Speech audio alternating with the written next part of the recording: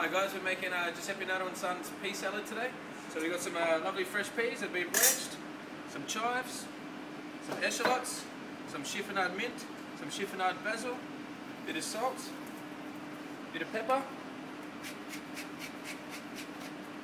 vinaigrette of sherry vinegar, red wine vinegar, lemon juice, olive oil. Give it a good mix.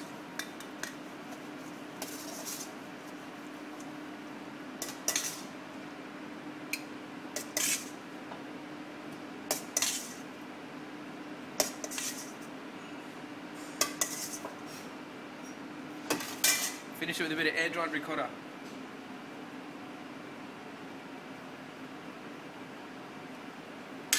There you have it, guys.